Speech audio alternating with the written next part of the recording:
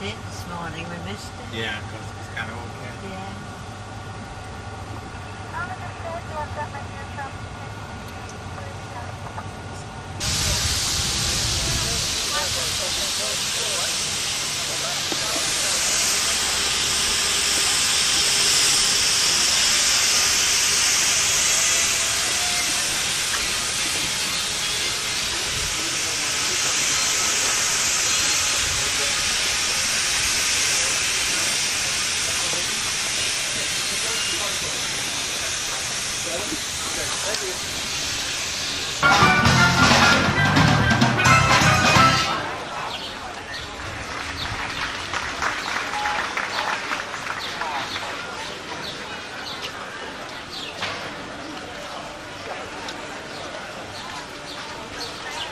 Thank you, ladies and gentlemen.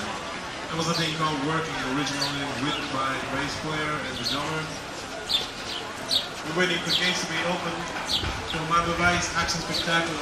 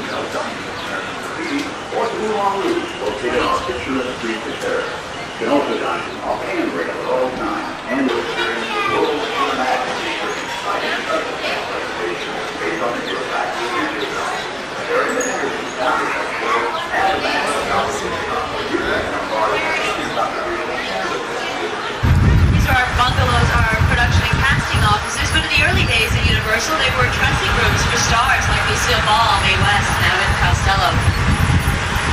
The two-story building on my side is the Arthur Company. The Arthur Company is one of the largest independent production companies in Hollywood. They're currently producing FBI, The Untold Stories, hosted by Pernell Roberts. Pernell Roberts, of course, is from Trapper John M.D. We have another independent production company on our lot, Viacom, and Viacom produces Matlock and Jake and the Fat Man. Take a look at the Arthur Company. It's one of the last real buildings you're going to see because we're crossing the imaginary line from our front lot onto our back lot. And most of the buildings in our back lot are facades. Facade is a fancy French word for false front. These buildings look like they're made out of brick, stone, and concrete. They're actually made out of plywood, foam rubber, and chicken wire. And they're backed with corrugated metal. You take a look off on my side, you can see some of our metropolitan street facades.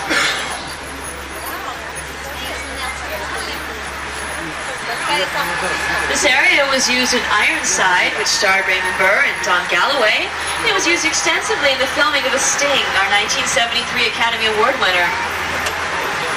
If you look off on my side, there's a little alley, a Sting alley, and you can see the stairway to the betting parlor from that film. The delicatessen on my side was the coffee shop in the Sting. We see we race our tram up to 88 miles per hour and catapult ourselves back into the future because this is the very road Marty McFly raced his DeLorean down in the Back to the Future films.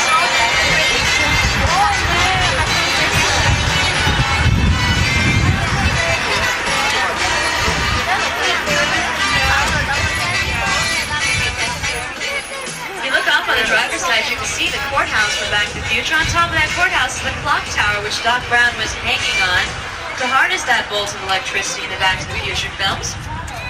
The courthouse looks pretty much like it did in the 1955 scenes with the lawn out in front.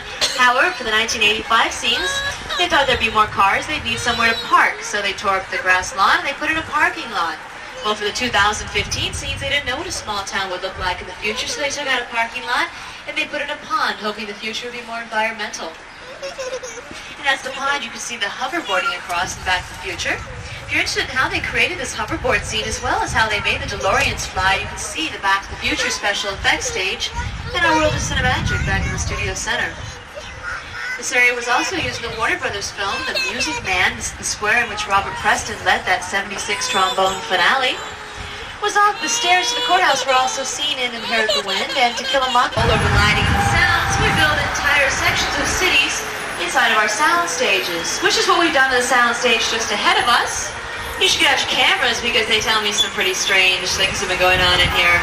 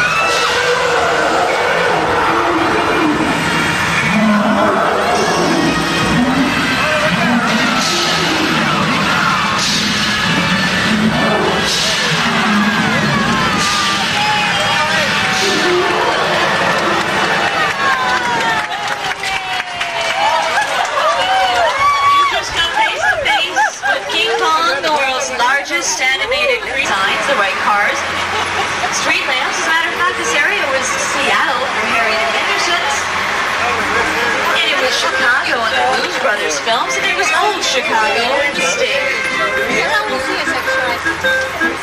You look on the driver's side, that theater marquee that was used as the burlesque theater in the state. To make this area look a bit more like old Chicago, we put up above-ground train tracks. This area was recently used by 20th Century Fox when they were filming Home Alone 2, Lost in New York. And Columbia Pictures recently filmed Bram Stoker's Dracula right here. So it was also used as Old London in Murder, She Wrote, Los Angeles for Earthquake, and it was also seen in the Warner Brothers picture City Heat, which stars Clint Eastwood. Unfortunately, about a year and a half ago, we lost a lot of our Metropolitan sets to a fire, but we quickly rebuilt them with help of Academy Award-winning designers, in consultation with Steven Spielberg, and we now have some of the most versatile, technically advanced sets anywhere in the world. Now that you've seen some of the newest sets on our lot, we're going to take you to see one of the oldest. Did you see that? A beam just fell. Oh, I don't know about this. It looks like the bridge is falling apart. I don't think it's very safe.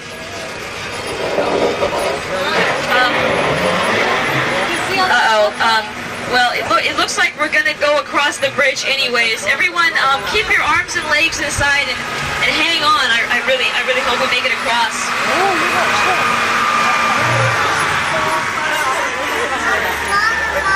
We're gonna fall in the water? Do you know how to swim? Do you know how to swim? I don't know, this doesn't sound very good. Alright.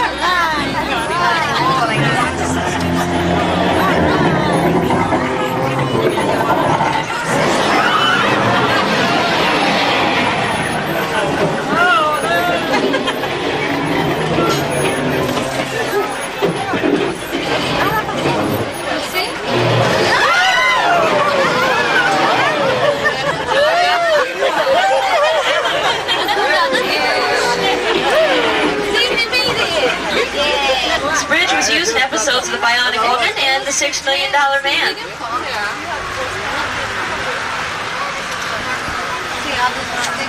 If you look off on the driver's side, you can see the backs of some of our facades. They're backed with corrugated metal, so the sunlight doesn't shine through, but it also has another use.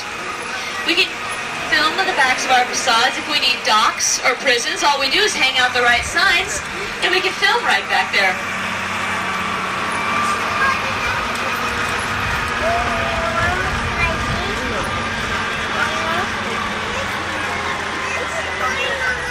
Although the bridge wasn't very old, Universal Studios is. We first opened March 15th, 1915.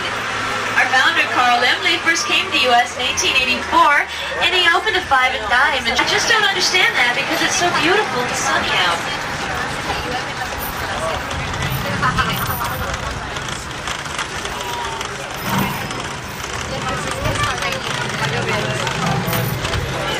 Now I understand. It's only raining on the driver's side, and it's perfectly sunny and dry on my side. Now, if you folks are in the third or fourth car, you might want to pick your belongings up off the floor because it's possible they'll get wet. Keep your cameras aimed at the top of that hill because I see a flood coming.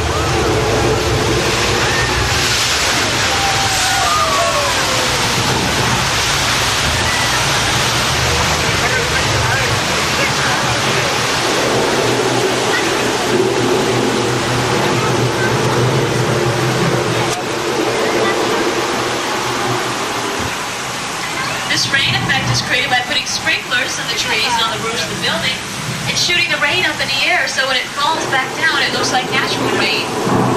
And the flood effect is created by dumping thousands of gallons of water from a tank on top of the hill, rushes down the hill, and we pump it back up and recycle it. This effect was used in The River, which starred Mel Gibson and Sissy Spacek, and our flood area was also seen in the Chevy Chase film Flesh Lives. It was part of Bible Land.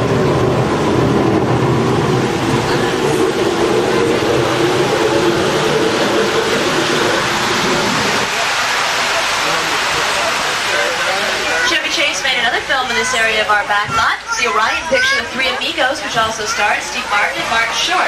This film right here in Old Mexico. Janet Jackson filmed her music video Escapade here. This area was also seen as Old Jerusalem in the miniseries Masada, which starred Peter O'Toole and Peter Strauss. If you look on my side, this livery stable was in My Little Chickadee, which starred Mae West and W.C. Fields. Now, believe it or not, we just crossed over the border into 6 Points, Texas.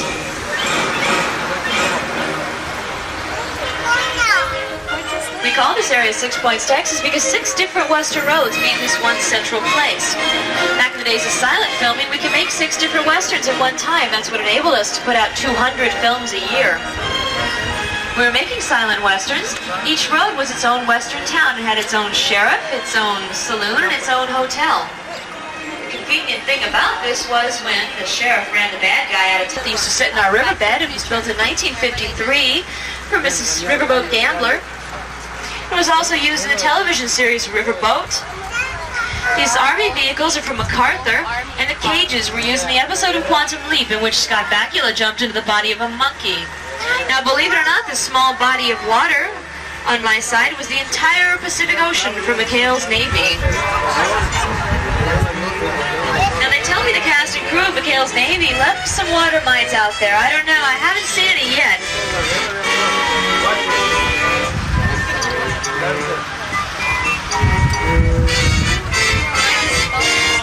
Oh, but there's one of those water mines now. Keep an eye out.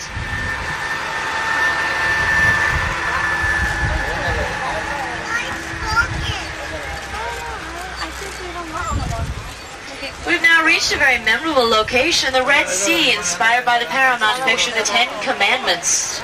You might remember Charlton Heston standing up on a cliff, raising his staff and commanding the waters to part. Well, here at Universal, it's much easier. All we have to do is ask. You guys want to help me? Count of 3, we say, part the waters, okay? 1, 2, 3. Part the waters! You guys are great. Thank you. Cecil B. DeMille first part of the waters in the 1923 silent version of the film, and the effect was created by freezing a giant block of gelatin, cutting it in half and melting it back together with gas jets, so when the film was run in reverse, it looked as though the waters were parting. For the 1956 version, it was created a different way. They combined special effects footage with film of 10,000 extras walking along a dirt road. As we pass through the Red Sea, you should pick up any belongings on the floor because there's a very good chance of them getting wet. And keep your cameras out because you'll get a great picture at sea level. I need everyone to stay seated while the tram is moving. Thank you.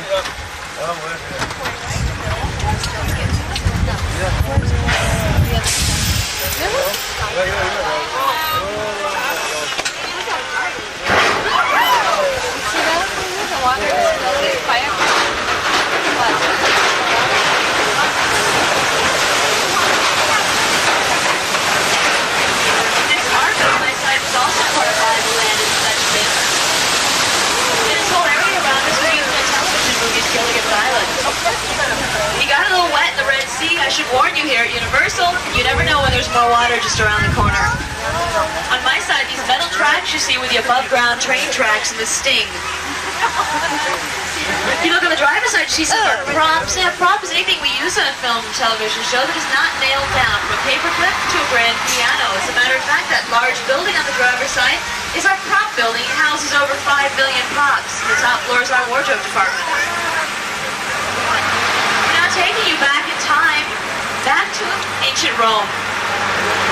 This is Spartacus Square, named after the 1960s Stanley Kubrick film, Spartacus.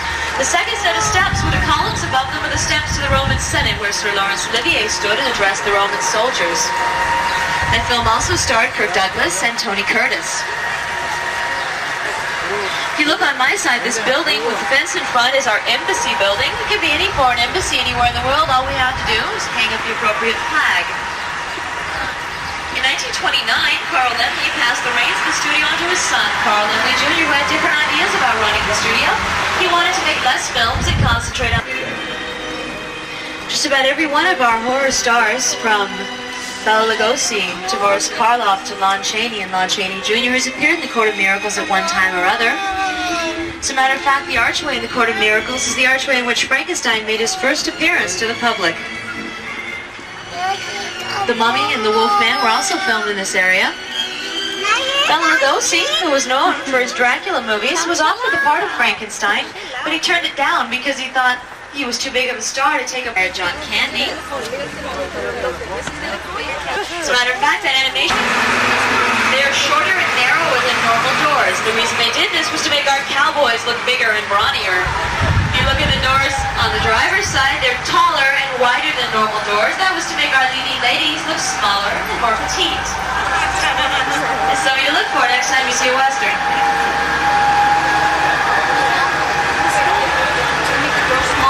If you look on my side, you can see one of the stars of our Wild, Wild, Wild West stunt show, which you can catch up in the entertainment center. On the driver's side is Denver Street. That's the oldest Western set on our lot. That entire street is built on a 7/8 scale, which means it's slightly smaller than normal sets. This was to make all of our cowboys look bigger. You should get out your cameras because we're about to enter Amity Island. Small town terrorized by a great white shark in the Academy Award-winning picture Jaws.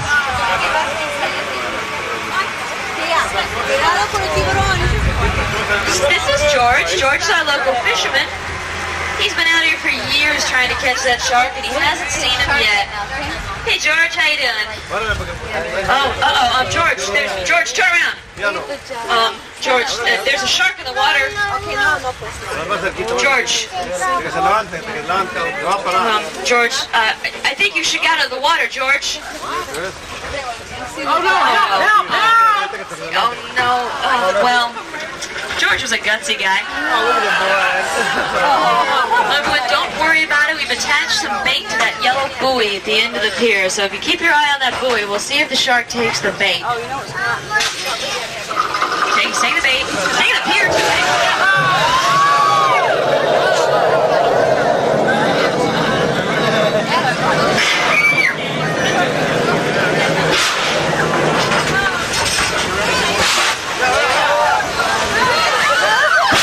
Everyone needs to stay seated while the tram's moving.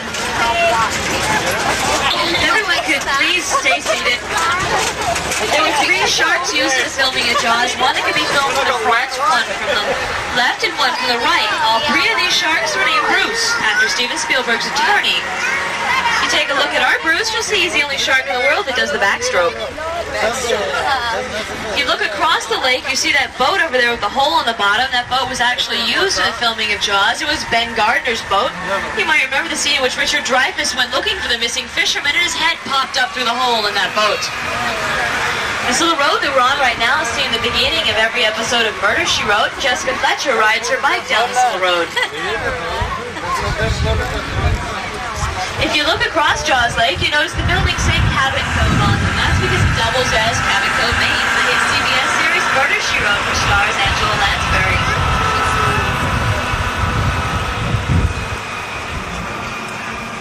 The Chicken Ranch is a practical set. We can film inside as well as outside of it. It was also used in the John Travolta picture, Shout. And the backyard is used on Murder, She Wrote. You may see Jessica Fletcher doing her gardening back there.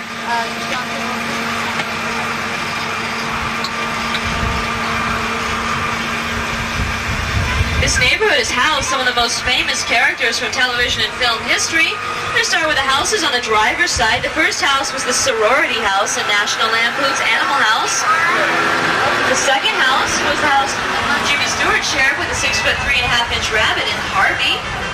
The gray and white house was 1313 Mockingbird Lane on the Munsters.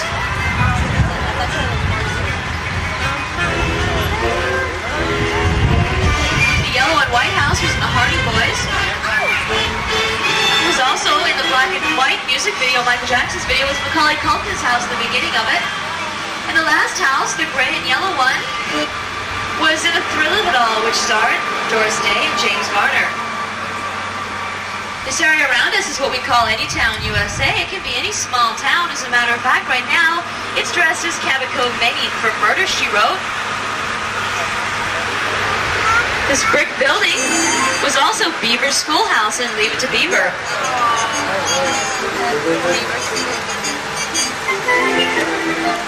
The Colonial Mansion on my side was Uncle Tom's Cabin. It was also the Asylum in Harvey.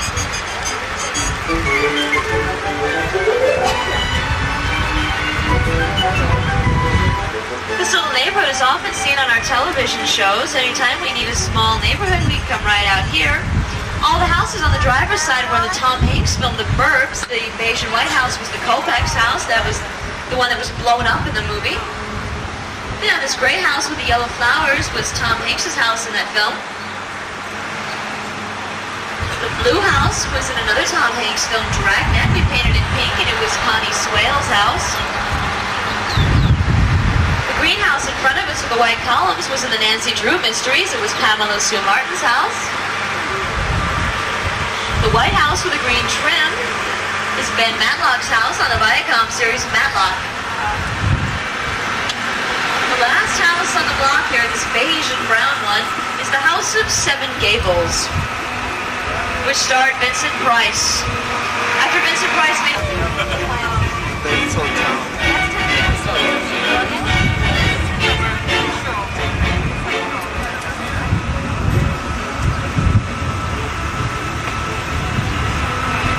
The Psycho House might look a little smaller than you remember, and that's because it's built on a 3/4 scale. The reason we did this was so when they filmed from the bottom of the hill, it looked farther away. When we put our actor Anthony Perkins in front of it, he looked larger and more ominous. If you're interested in Alfred Hitchcock and how he created that infamous stabbing scene, you can see the magic of Alfred Hitchcock in our World of Cinemagic back in the Studio Center. The first two rooms are practical sets. You can walk inside of them. As a matter of fact, there are people walking inside of them if you could go. First room is the office. The second is room number 1. If you were to go in there, you would find there's actually a shower in there. And the rest of the motel is just facades, as you can see from the back.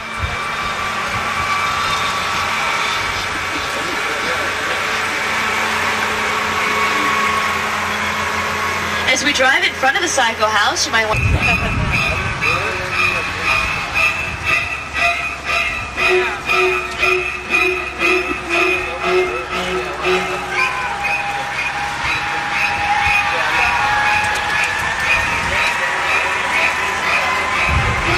Of course, that's Norman's mother. The Psycho House is just a shell. It's 4 walls.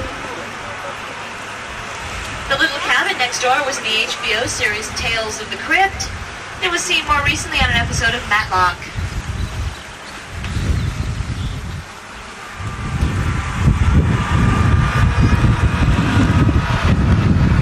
On the hill just ahead of us, you can see the backs of some of our facades. These facades were built for our movie Beethoven, which starred Charles Grodin and that friendly St. Bernard. That's a small Pasadena neighborhood we built up there. If you look off on my side, you see they're building a castle. That's for a new television show called Storm the Castle. Right behind that is a blue sky. That is one of the largest freestanding backdrops in Hollywood. It was built for Jaws: The Revenge. We did most of the filming in the Bahamas, but we needed more control over the lights and sound, so we brought the Bahamas to us, and we painted that backdrop several shades of blue to match the sky in the Bahamas. To go through an ice tunnel. It looks like the road's closed, and we're going to have to go through this tunnel. You see these signs that say danger? Don't worry about it. There's no danger. As long as you keep your arms and legs inside and you're very, very quiet, because if we make a lot of noise in ice tunnels, we may cause an avalanche.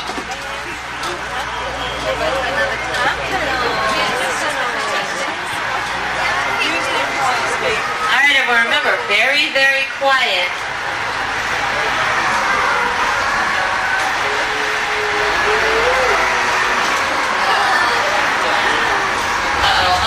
It looks like it's too late. If you get dizzy, just close your eyes.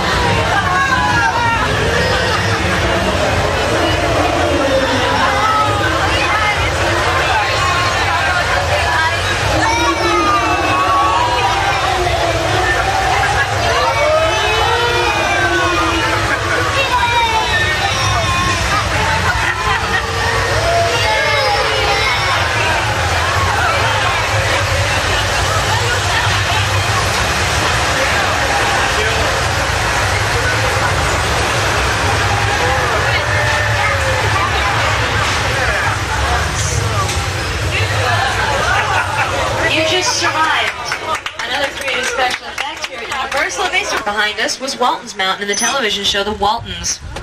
And if you look down below us, you can see our Metropolitan sets as well as some of the houses we've just visited.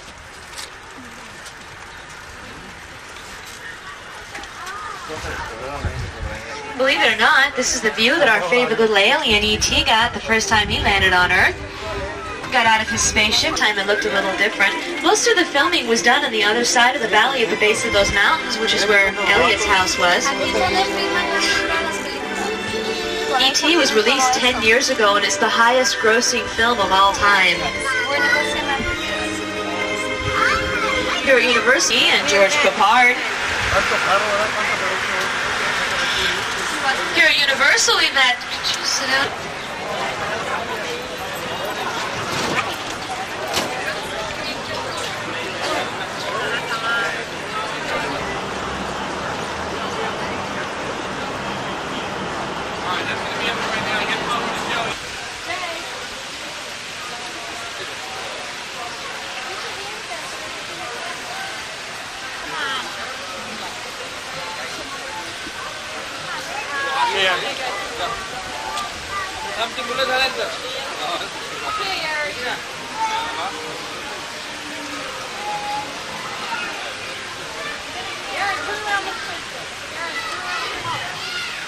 Aaron.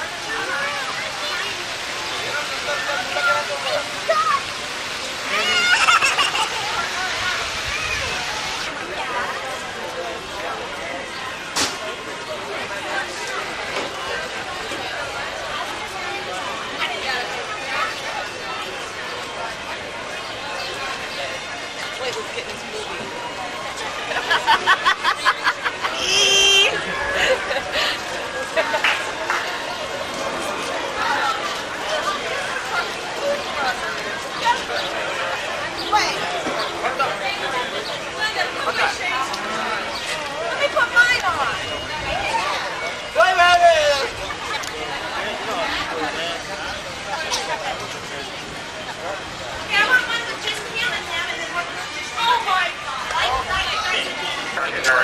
Enjoy the folks. Enjoy the A cafe in Watsonville. So you prepare very fancy chef things, or do you like just, lots of beans and stuff? No, it's like for truck driver cafe. So it's one of those fancy things.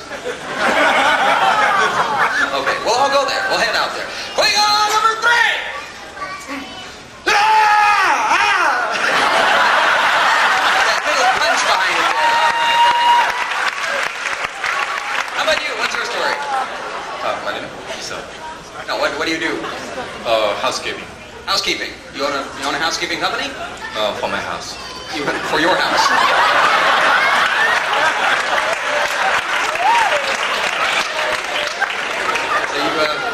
You're married? House husband. You're a house husband. Are you really for real? Yeah. All right, he's a house husband. You planning on having children? Never mind, we'll just move on here. Here we go. Klingon number 4! Wow. Look at all you've got, man. A lot is riding on this. Klingon number 4! You can do this. You can do it. I can feel it. You've got it inside you.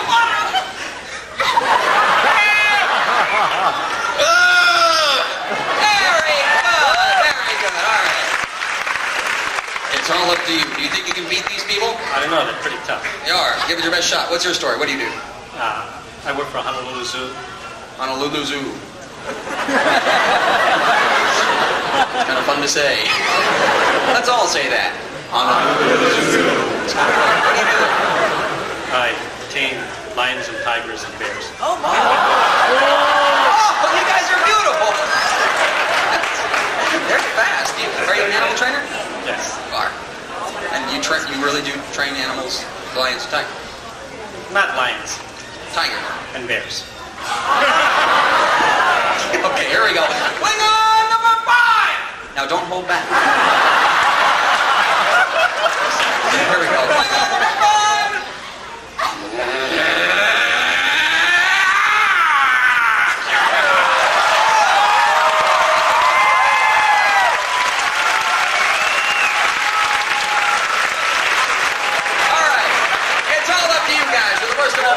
As a rejected pilot, creator-producer Gene Roddenberry's vision of the future, where the common language would be one of compassion and cooperation, has grown into the phenomenon we know today.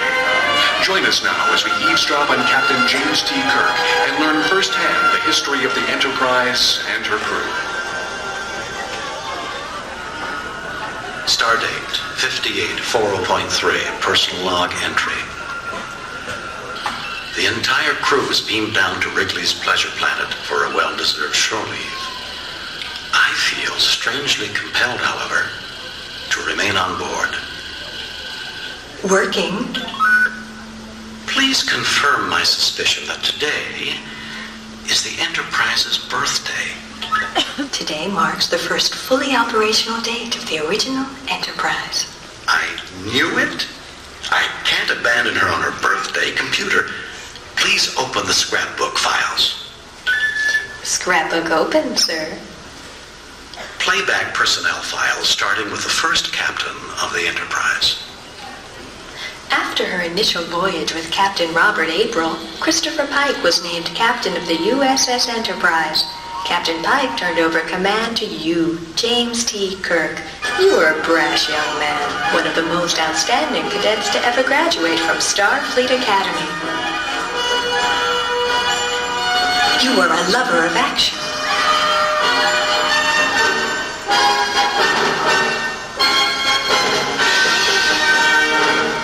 Your personal exploits are well renowned.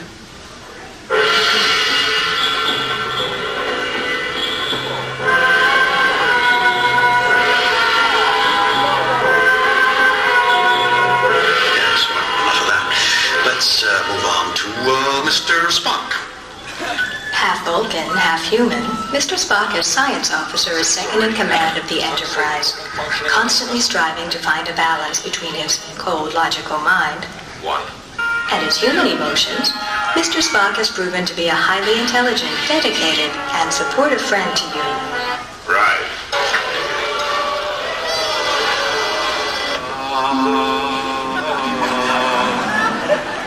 with you, Jim. Live long and prosper, Father. Oh, we shall be. Your friend. Your other closest friend is the chief medical officer on board the Enterprise, Dr. Leonard McCoy. You call him Bones.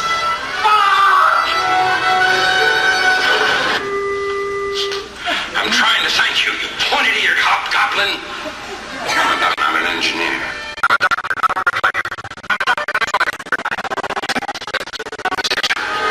And let's not forget the rest of the crew. Engineer Scott. Looks like the weather report is just to Starbase 4 2 weeks ago. Ensign Chekhov. Navigation. And Communications Officer Uhura. Oh, I'm sorry, Captain. A new Enterprise facing an old enemy. The new Enterprise story. Lost. No. And regained. Earth saved. And the vessel reborn. Yes, we've seen a lot. But what about 100 years from now? Computer, extrapolate data into the future. What will the next generation hold for the Enterprise and her crew? In the next century, the ship will be captained by the formidable Jean-Luc Picard. Data, Mr. LaForge, increased to Warp 5, same heading. Warp 5, sir. With 22 years of experience in deep space before taking command of the Enterprise, he is uniquely capable of confronting the unknown. This is Captain Picard, and I'm giving you an order. So long as you keep to your agreement, assaulting a prisoner is hardly a fair trial. He is, however, still quite human. I don't feel comfortable with children. But since Captain needs an image of geniality, you're to see that's what I project.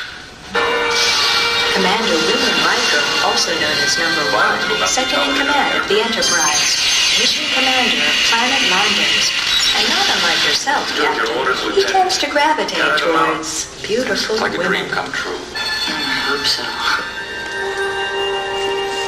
Lieutenant Commander Data, the perfect android, created by highly advanced alien life forms. He has phenomenal memory capacity, strength, vision, and manual dexterity, but he would give it all up to be human. Wow! Counselor Deanna Troi, part human and part Betazoid alien, with telepathic powers.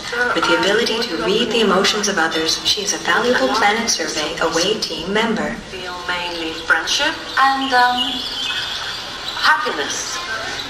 Lieutenant Worf, the first Klingon to graduate Starfleet Academy and serve upon a Federation starship. A Klingon?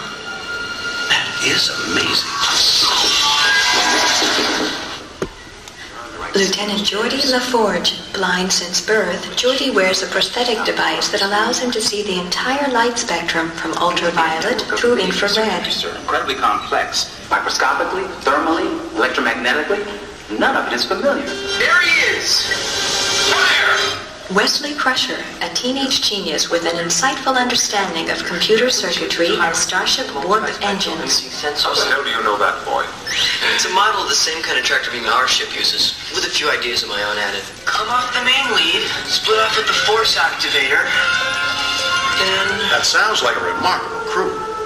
You also have a remarkable audience. The phenomenon of Trekkies is known throughout the universe. Sounds like the best is yet to come. That's the promise of the next generation. Yes, Captain, with exciting new weekly adventures.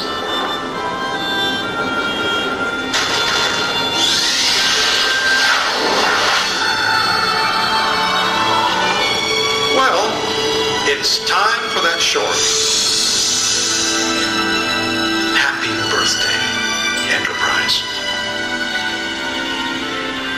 Let's see what's out there. Engage.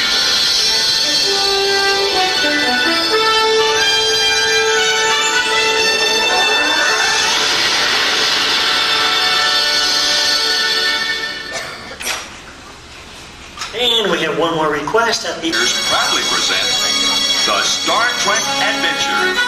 Ladies and gentlemen, welcome to the Star Trek Adventure. My name is Ward. I'll be your director as we make a motion picture. We're going to shoot footage just like it's done in the movies. Then our instant edit system will put it together, and we'll watch a complete Star Trek adventure. It's a movie that stars Captain Kirk and Mr. Spock, and it co-stars our guest actors and actresses chosen from this audience. Right now we're shooting the establishing shots. These first couple of shots establish where we are, which is on board the Starship Enterprise, and who we're watching, which in this case just happens to be the finest crew that has ever been assembled in one place by Starfleet Command. They told us that, so we put it right here on the bridge. They're experiencing our routine day in space. There you go, head up there for the door, sir. Stop, give us a big salute if you would. Okay, just go through the door. Well, come back. Press the button and go through the doors and off the bridge. That's great. Run, sir. We've got the shot. Cut! How about a hand for our first group of actors and actresses? Good job, everybody. Up next, we have a line of dialogue, and it goes to you. What's your name? Teresa. Teresa, are you a big fan of Star Trek? Yes. You are. Then you know whose seat you're sitting in. No. You'll remember you're sitting in Chekhov's seat. You remember Chekhov? He was the navigator on the ship, and Teresa, Chekhov was a Russian. So when I point to you, I want you to give us your best Russian reading of this line. The rest of you react to what she says. When I point, say it loud and fast. Cameras are rolling. Cut. Teresa, I need you to belt this line out. We've got to hear this line. Let me hear how loud you can yell the first word. Just yell it. Yell it! Perfect. That's perfect. Yell it just like that, Teresa. That was beautiful. Roll cameras. You know, Teresa now put her hands on the console board. That was the voice of our techno director. Beautiful. Roll cameras. Captain, I'm picking up a Klingon vessel. God, nice reading, Teresa. That was very good, and those reactions were really neat. Klingons only mean one thing to the Enterprise crew, a violent Klingon attack. So battle stations, keep an eye on me during this scene. We're being hit by phaser fires. When I lean to my left, everybody lean this way. When I lean to the right, you lean the other way. This is a big battle scene. Roll cameras and action. Lean to the right. Lean back to the left. Lean over to the right. You know, it's a little more effective if you all lean the same way. That's right. We're being hit from all sides. Over to the one side. Back over to the other side. Teresa, you're doing a really good job there, but if you could try not to smile, it's a battle scene. Over to the left. Back over to the right. Over to the left. And cut. How about a nice hand for the Enterprise bridge crew?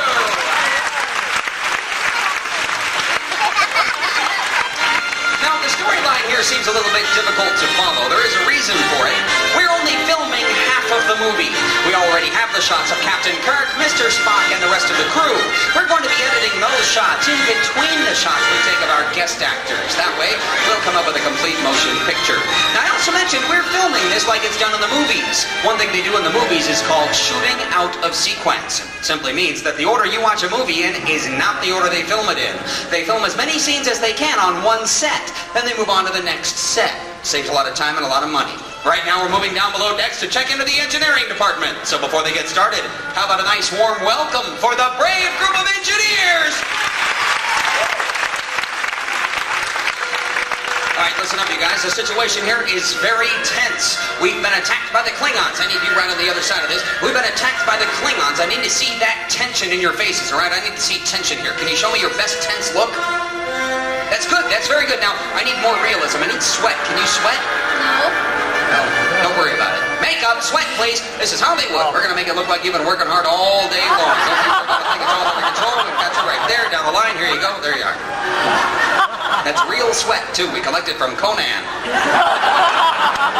You two right here have an important job. You need to supply the ship with power by putting the dilithium rods up into those receptacles. Down here, you guys have to regain control of the ship by pushing the buttons on the computer in the right order. Now, one of these engineers is braver than all the rest. One of these engineers has volunteered to put his life in jeopardy by stepping into the dangerous, life-threatening radiation chamber. Hi. Hi. What's your name? Ryan Etheridge. Ryan? Ryan, you did volunteer for this, didn't you? No. Thank you. Go with Larry. We appreciate the bravery, Ryan.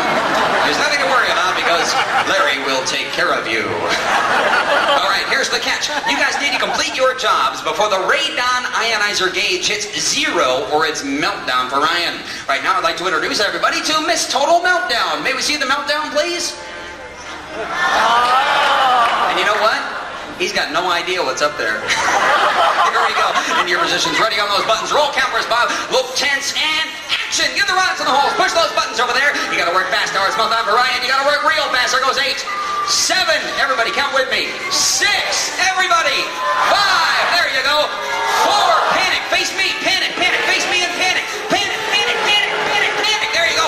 1. Meltdown.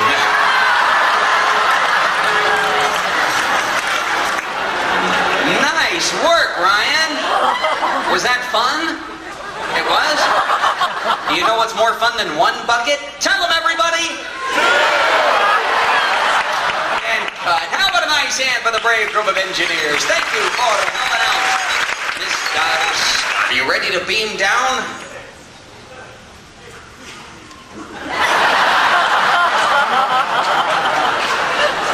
She graduated from a different academy than the other. Take your positions, please. Landing party, it's very important you remain still throughout the sequence. Don't move a muscle. And stand by to beam down to predetermined coordinates and energize.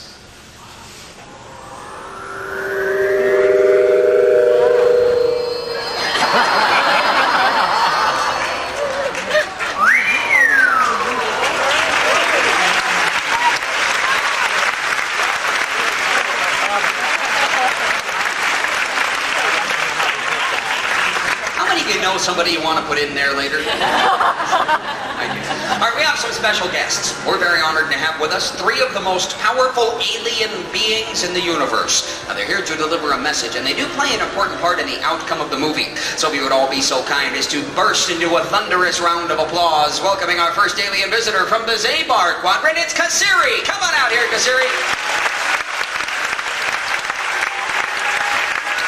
Now, the aliens don't actually speak. They communicate with physical gestures and mental telepathy. Each movement has its own special meaning. This movement right here, for instance, has its own special meaning. No idea what it would be. Let's have the second alien visitor come on out, even more powerful than Kasiri. This is Ayakoka from the Ford Galaxy. Here to deliver a message. Delivering pretty much that same message. Let's have the third alien visitor out here. This is the most powerful of all aliens, ladies and gentlemen. This is Oprah from the Winfrey planet. There to deliver their message to Captain Kirk, Mr. Spock, the Klingons, and us using physical gestures and mental telepathy. Each movement with a meaning. There's a new one. It's a brand new message. It's their wax on, wax off message. I forgot to mention this part. It is customary protocol to return the greeting, or it'll be taken as an insult and an act of aggression against their culture. So everybody got to return the greeting. If you do it, bang your hands together and do that big peace sign thing. Everybody join the message. Here's our powerful aliens. They're peace-loving aliens, and they're here with us today. Everybody, break up into groups of 3, dance around, banging your hands together, doing the peace sign. A message of peace and a message of love. So let's spread that peace and love to the room. But banging our, everybody do. Everybody. Everybody. Up in the air. There you go. Everybody doing the message. Pretty much everybody doing the message. Pretty much everybody but these 2 guys right down here. You want to join us? You want to do it by yourselves? Yeah. Keep it going. Now, you guys can improvise a little bit. Go ahead and improvise on that. They're going to do a little improvisation right now, doing that hip and groovy alien. The Klingons, you got it. When these curtains open, the Klingons will make an entrance from down on the right-hand side. Now, when they do, you guys give them the biggest boo you've ever given anybody, because the Klingons are the meanest, most obnoxious, disgusting, socially unacceptable outcasts in the universe. There's nothing worse than a Klingon. This is their ship. That's a Dragon Hound next to the captain's chair. It's kind of like a green pit bull. And now, ladies and gentlemen, a great big boo for the Klingons. Everybody, boo!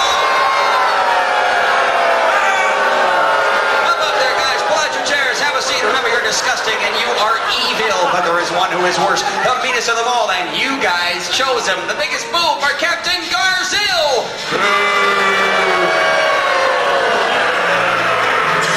Alright, I want you 3 to look into that camera. I want you to swipe at it, growl at it, try to grab it. Action, swipe at it, growl at it, reach for it. It's your close-up, make it work. Swipe at it, growl at it, drool and being all disgusting. Alright, good. Captain, that Dragon Hound looks awfully hungry. Did you bring anything to feed him?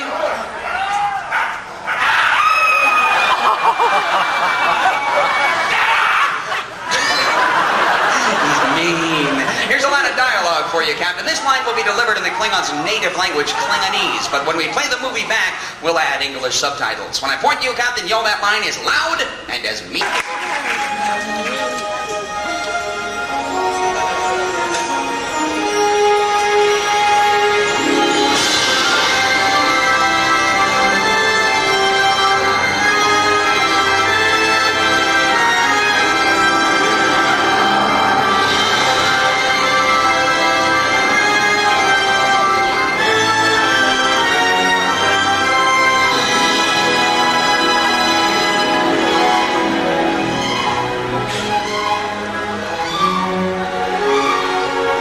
Log, stardate 4121.7. We are en route to Akumal 7, an obscure planet on the border of the Klingon neutral zone. Starfleet Command has directed us to investigate strange signals which have been received from the planet. Although this is a dangerous mission, I am confident in the capabilities of my new crew, who are seasoned professionals, intently serious about their mission. The best assembled crew in the entire Starfleet Command. I am proud to serve with them. Mr. Spock has picked up an unusual energy force emanating from the planet. A pattern I've never seen before. All attempts to contact the planet have been unsuccessful. Please acknowledge signal. What do you make of it, Spock? There are two possibilities. They're unable to respond. They're unwilling to respond. And I'm picking up a Klingon vessel.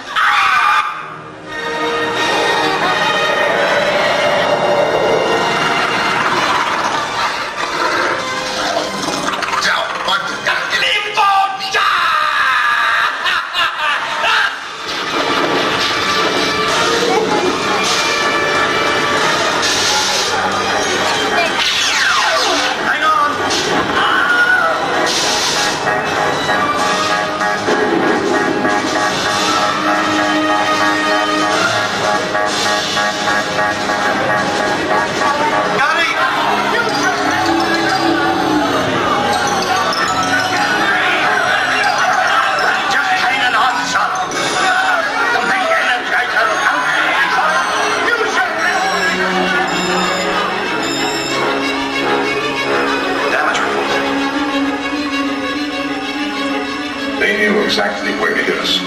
Over, patch me in. Aye, sir. Admiral James T. Kirk of Federation Starship Enterprise. What does that mean?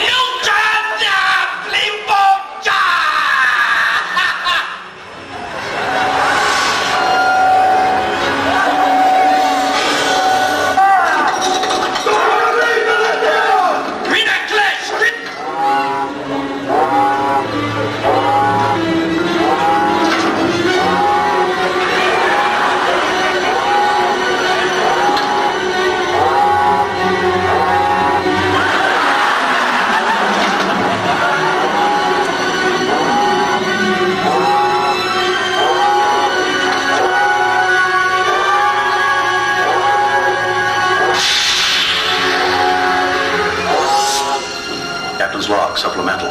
In the midst of an attack by a Klingon vessel, a strange energy force has rendered both the Enterprise and the Klingon ship helpless.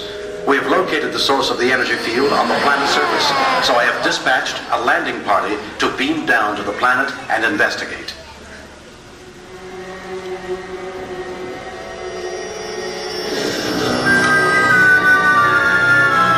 Everything's quiet here, sir. No sign of life anywhere.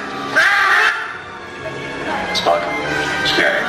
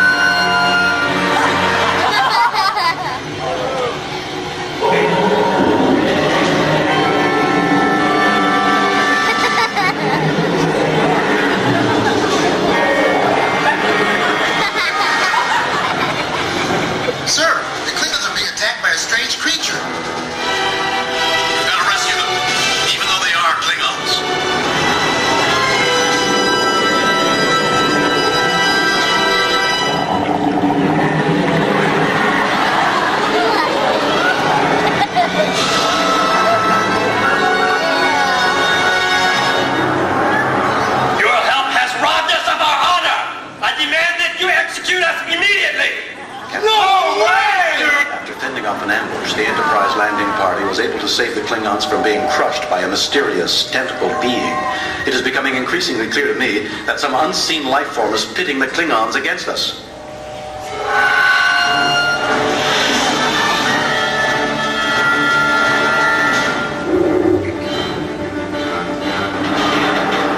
Put it on screen.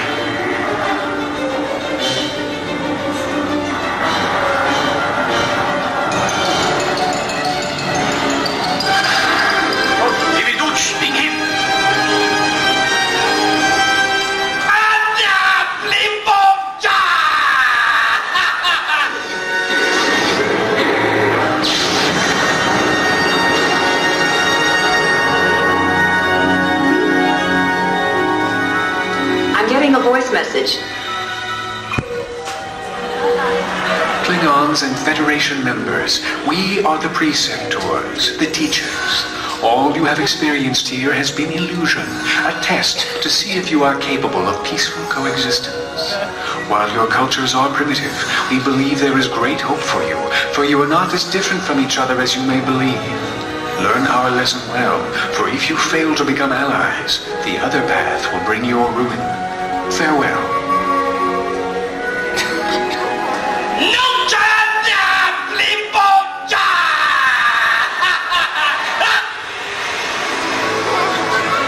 Spock, it appears we still have much to learn. That much is certain. Mr. Scott. Aye, sir. We'll be going to warp speed.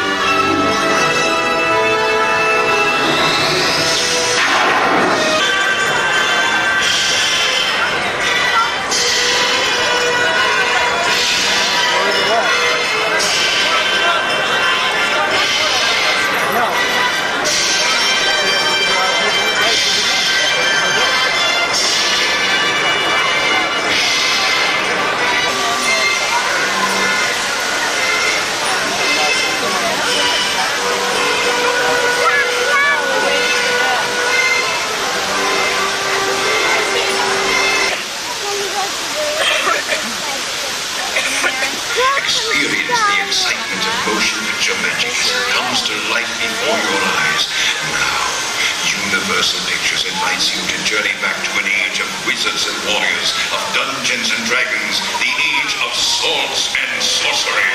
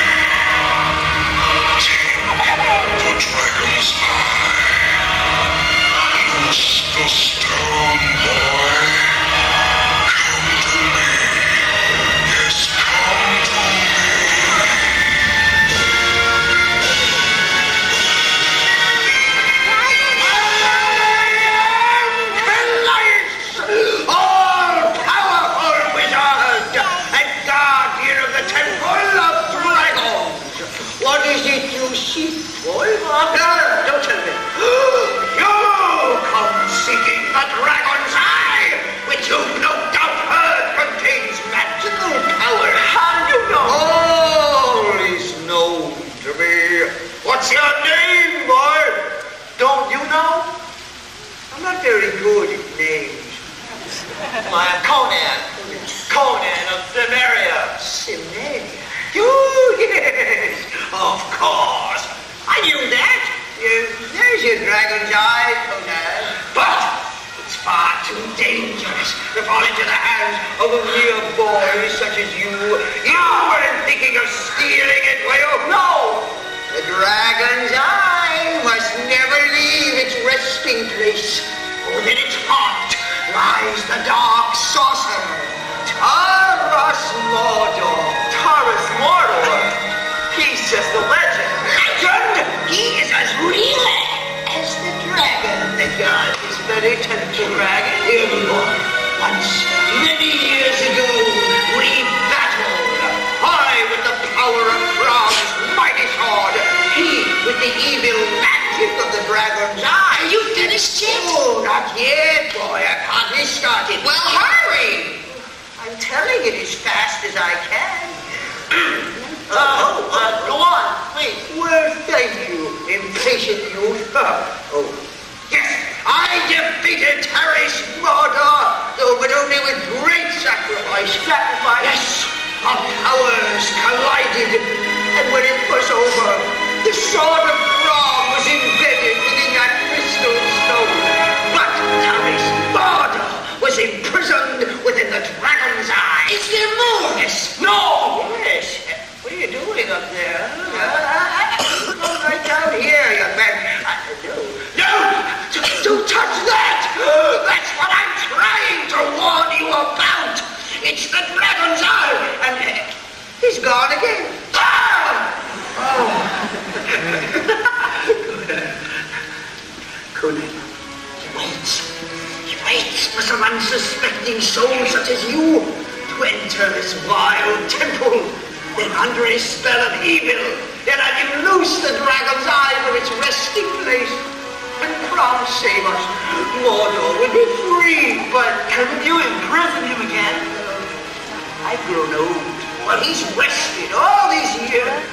Young Conan, only one with the power to once more wield the sword of Crom could ever hope to defeat him. The sword of Crom! Oh, it's for the gods themselves have chosen enough of this.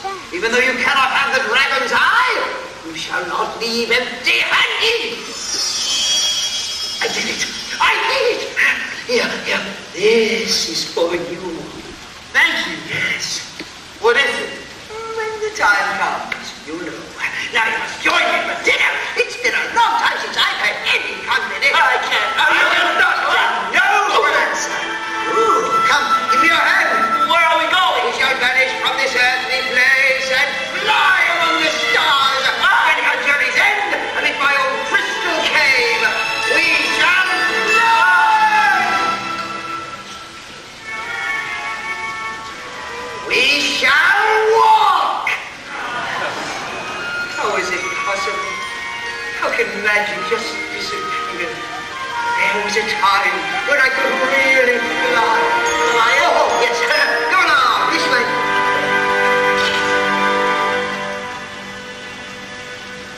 Conan? Conan, where are you?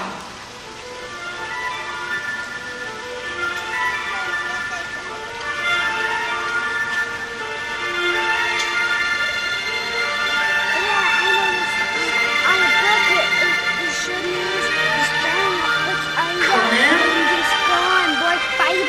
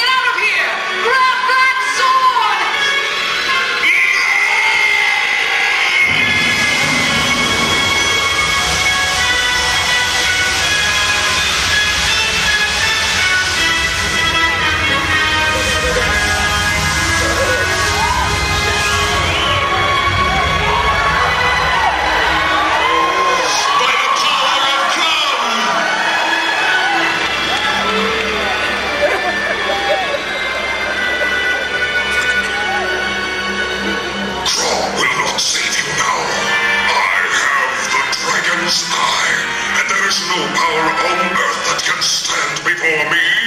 Gaze upon your death, barbarian! From death I call my warriors to the living. Conan, show the swordsman, rise!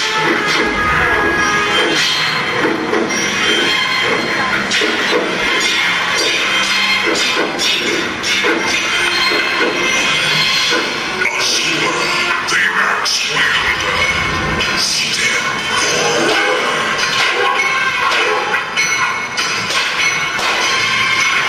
Sonya, come forth, Valash, the Crusaders.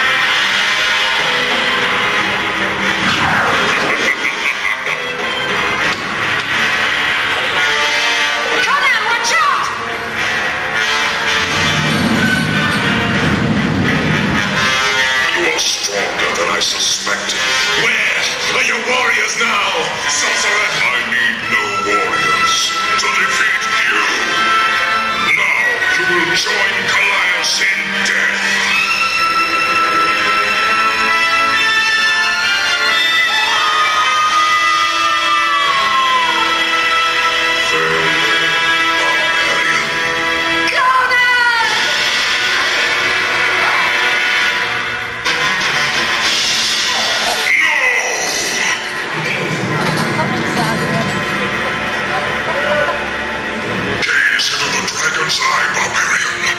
Feel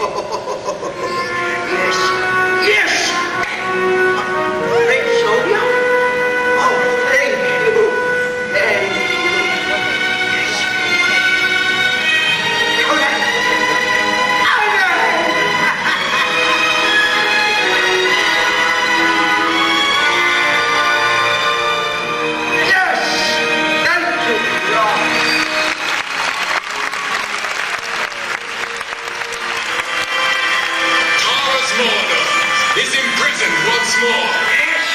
And by my sword, there he shall stay. Close it, baby. Just use your hands.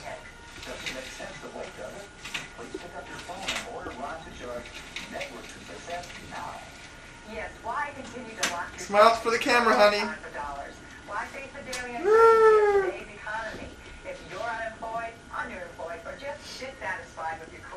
We need to clean up soon. Last day on our honeymoon. Say bye to California. Bye. Bye. Let's open up the champagne and say "C'est la vie." Thanks for joining us and information on your own. But in Network to Success, you get this life-changing $250 home study course, complete with 5 hours of set instruction and comprehensive 120-page workbook for an amazingly low $99. A little champagne to also get a complete guide end our honeymoon. hottest network marketing business opportunities. Sucker's gonna go. Information you need to select Corbell. marketing company for you. 1992, mind you. Bye-bye. Oh, this is gonna go. The network marketing opportunity really can be. But wait, we're not through yet. Because Ron has just released a 4-tape video program of his live training seminar. These 4 exciting tapes alone. Okay. Let's try again. 1, 2, 3. They'll be included with your order as a free super bonus. There's a whole Not for 30 days or 90 days, but fully guaranteed for a year. That's right. Use Network to Success for a full year. Sorry. If you don't agree that Ron's course can make you successful, return the program for a total refund. Once again, you get the basic course. Compliments including of workbook and 4 audio Maui plus Sheraton. The guide to the top 20 Whoa! That's okay. The mail will clean up tomorrow. Get our money's worth. A window of opportunity. And Ron's all-new Network to Success What day is it today? 4-tape video training program Friday. as a free super bonus. Together, the total value of the Actually, course, Saturday the guide, morning. the book, and the videotape is over $450. But you pay only $99 plus $7 shipping to Network to Now don't screw up again. PO Box 751 Orem, Utah. Here, can you hold this in your left hand, honey? Okay, maybe your right hand, honey? Your left hand? Okay, well, pretend. Cheers. To the end of our honeymoon. And to many more happy days. Long life. Happiness. Joy. And a litter of kids. The litter of kids doesn't mean that something happened in our honeymoon and we're going to have kids in 9 months. But to the future kids. I want to straighten that out. C'est la vie.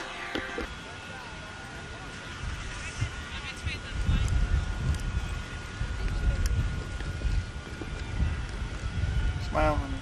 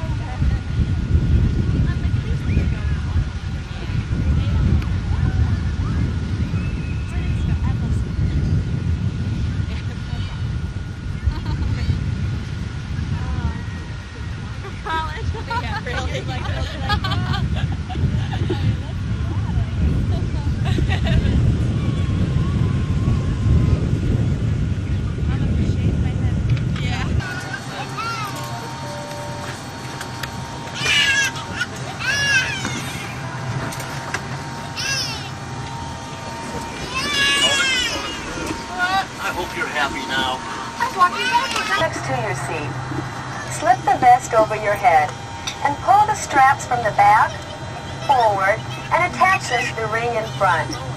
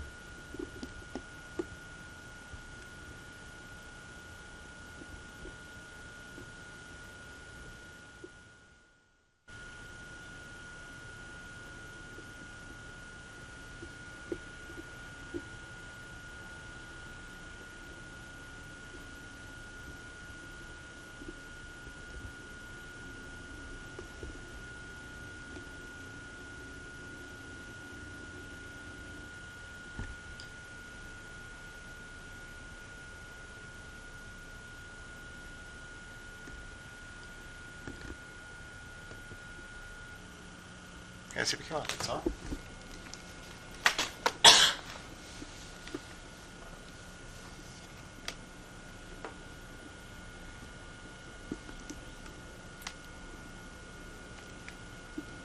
It's not focusing. It's 10 to 9.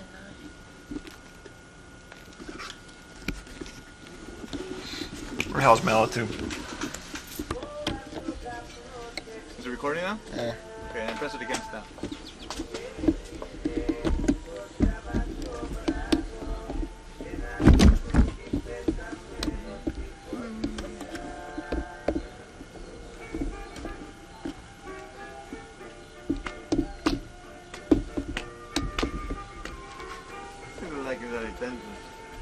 Oh, is it going out of focus if you move it?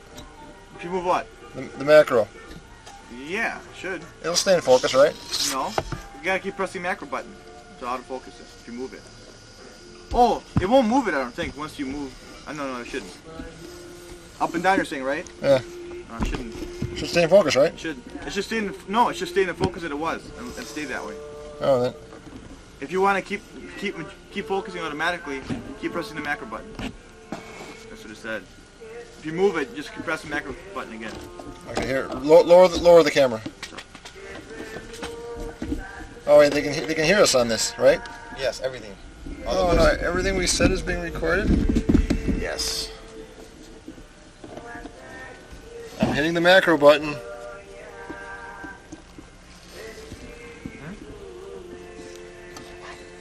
You're now on fine focus. Now I'm moving the picture around a little bit. What happens when you Now I'm putting the glass on it to keep it steady. What happens when you move them? Now I'm moving away from it. Now I got the white thing over it and I'm standing back. Now we got the white thing off and there's glare. Now there's nothing around the camera. Now we're walking around the back. Now we're going to throw the white thing on behind the camera. See what happens. Teepee, the teepee effect. Let me see. Whoa, easy. Oh, big shadow. Big shadow, I see. Okay, now we take it off. I see a big shadow. What if we just cover the whole thing? Alright. And now the whole thing's covered, we can't even see it. Now we're taking it off. And now let's cut the damn tape and see how it looks. Already? What about not macro? Just try it. Oh, it won't work. Oh, really? It's not good, huh? Gotta get up close to focus on it. Here, try. Press the red button. Now, we're not on zoom, we're just on regular. I'm going in close. Right there, looks pretty good. I'm going to lock it in. We just got the picture sitting in a box. As it's sitting there, I'm going to take the glass and put it over. It's probably a big mistake. Big mistake. Now I'll take the black sheet and put it over. See what happens. Black sheet over, opening the front a little bit. Now I'll put the black sheet, blocking the sun kinda.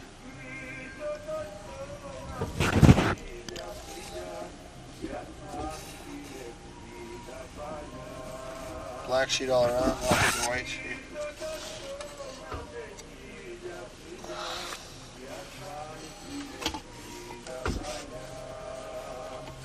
How are we going to get the cape or not?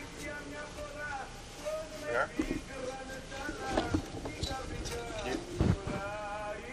White sheet all around. We lost focus. Okay. Is it on?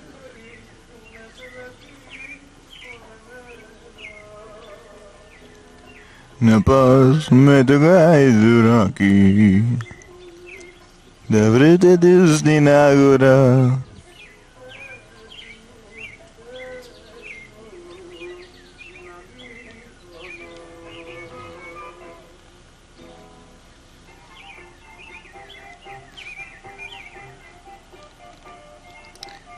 Shadows. Put this white thing over.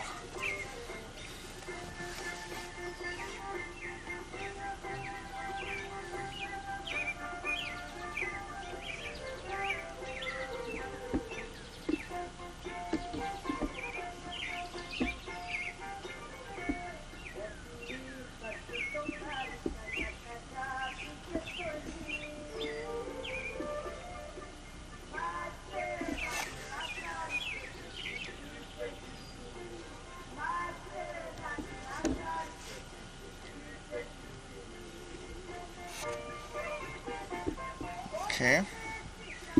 Put the weight sheet down. Put this on manual.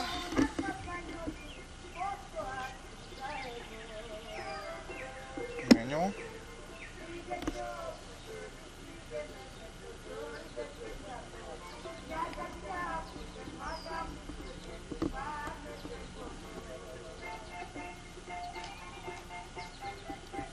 Okay. And now let's do single shot right there. This is for still shots. I don't like it. Okay, let's turn it off, put it on.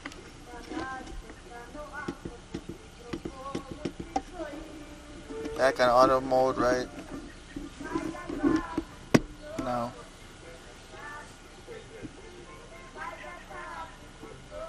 Let's do a fade out. Point to fade button. Fade out.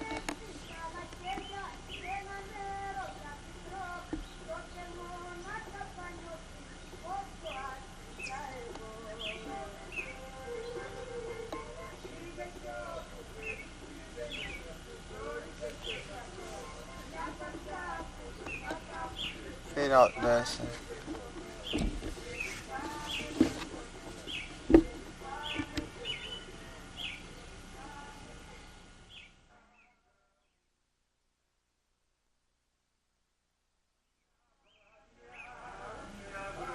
Fade in. Beautiful. And let's do another fade out.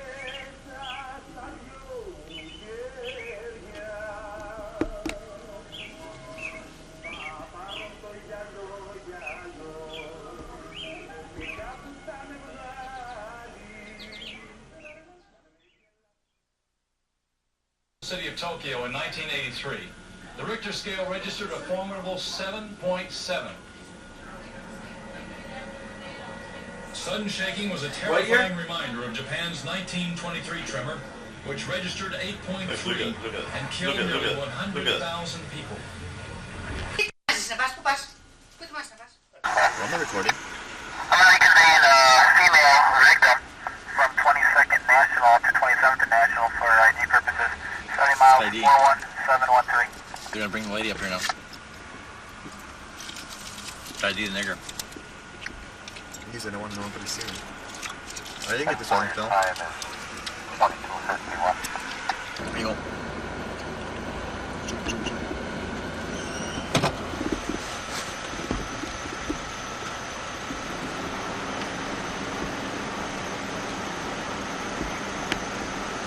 See the people coming? No. Does it focus by itself? It's not a focus. Well, at night it's hard. It might not. If you zoom in, it might not focus. You can't tell this. Nobody's wrong. Yeah.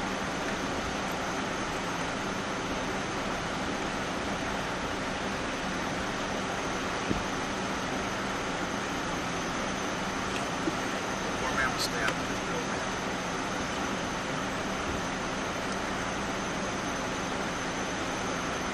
I'm good. I got the old man. I got the old man. Are you zoomed in? You see? The focus is going crazy. Doesn't understand, right? Yeah. They all got their gloves on. Car's coming. Sorry. John. You die? No. It's alright.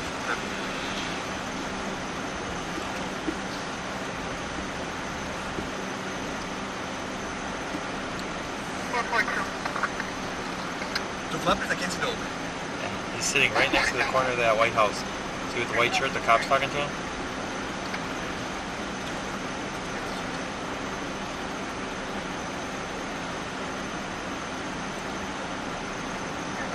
You want manual focus? Yeah.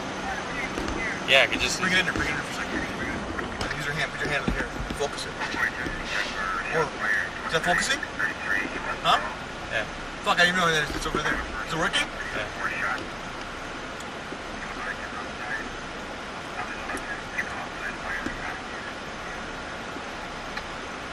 Is it working? Is it focusing?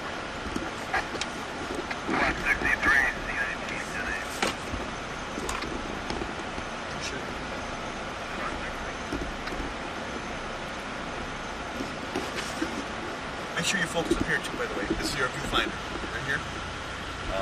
Focus this real quick. This is the turn. That's for me, right? Yeah. Just make sure that you're already focused. Oh, fucking van! The silver van! The silver van! The silver van! Oh, watch out. Okay. Puede que te close my house? Okay. Close what? Okay. The levies? Is everything focused?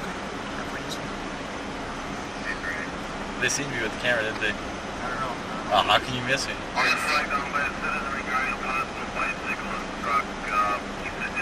North of the Jackson Park overpass on 35th Street. We'll check it out.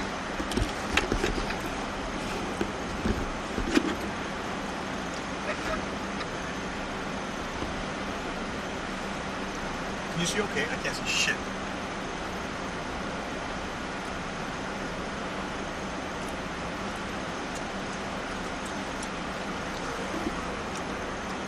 ¿Tú sí le pegaste? ¿Me coge el pantalón ya acá? Yeah.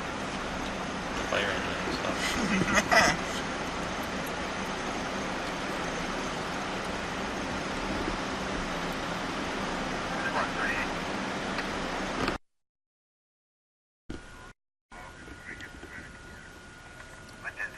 Keep an eye, I can't see nothing but the doorway.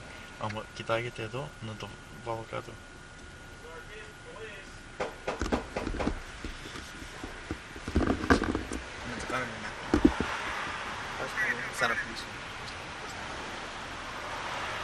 Check with the actual, because you can see me doing it.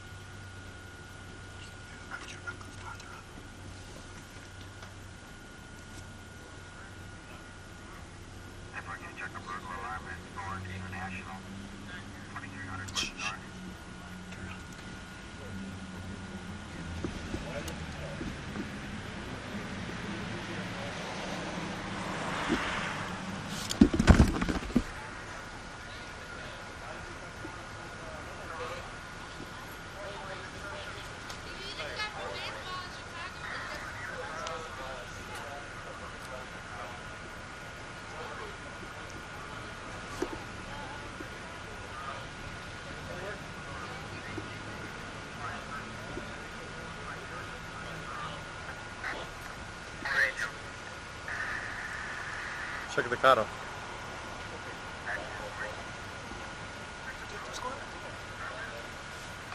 Laptop.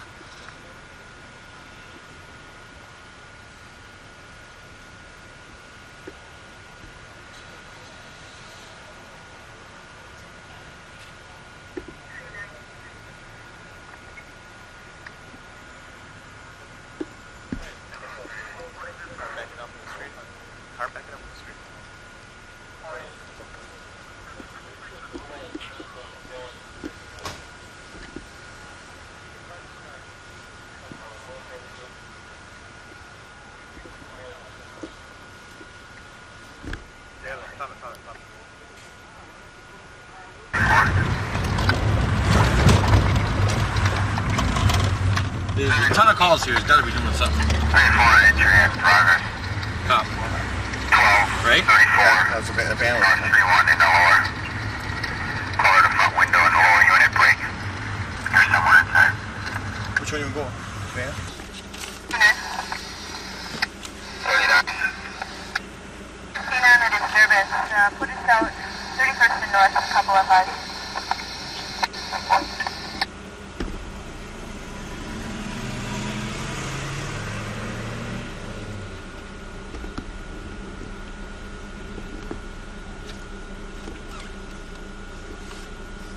Shit, it's gonna go, man. I'm just gonna go, man.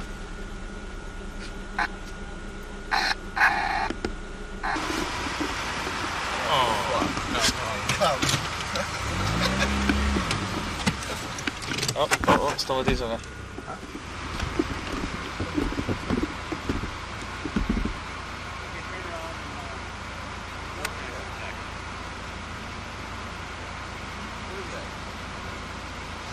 See that?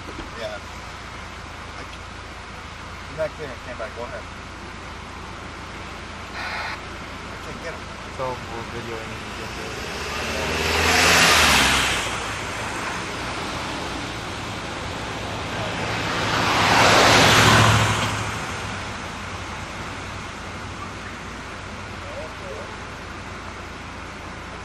¿Está bien? No, no me doy.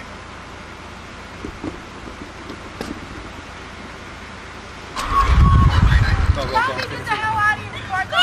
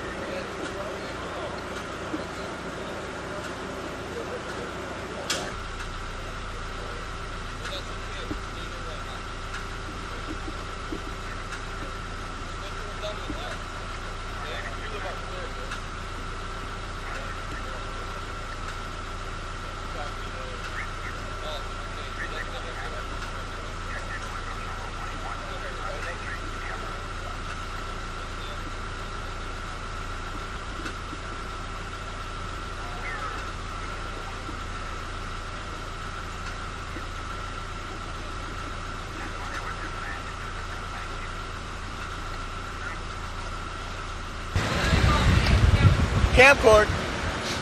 Oh, it's a fucking fire truck. From here. You do it. From here. Turn the car off. Turn the car off. No. It's already. Is it doing? No, it's not doing.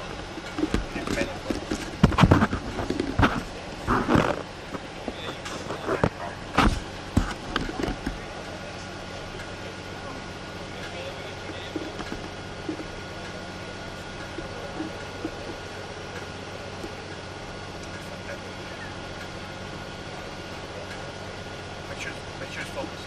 Yeah, it is. I focus. It's all the way. When you got it on zoom, you focus it.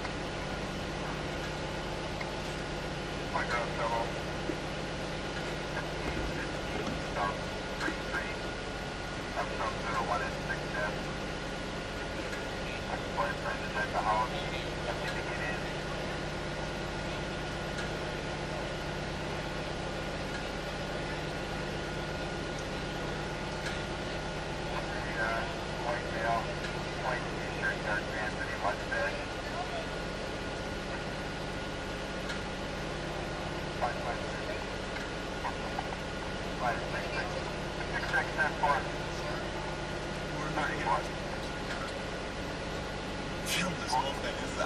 This is our show. This is called Cops 2, produced by Patterson and Patterson. That's right.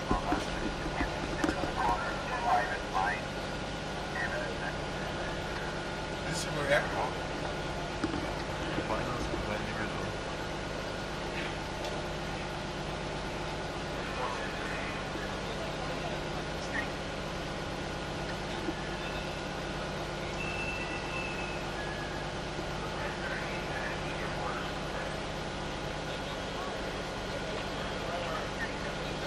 Just sit on there, man. You got an ambulance coming.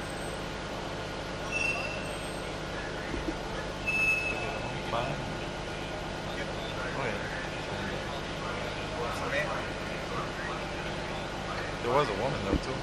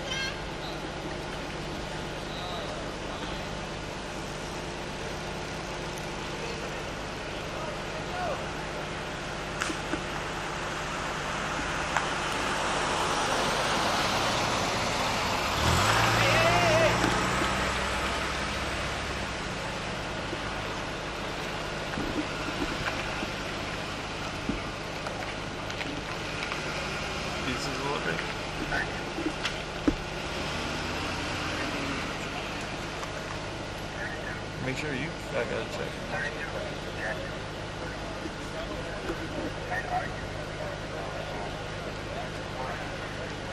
That's boring. I want to stop. It's already started.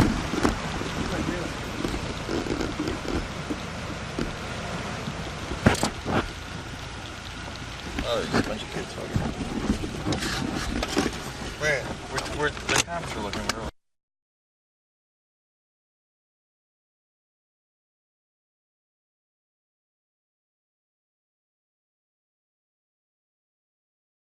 Okay, recording, and then do this. Move it back and forth. Can I bring it closer?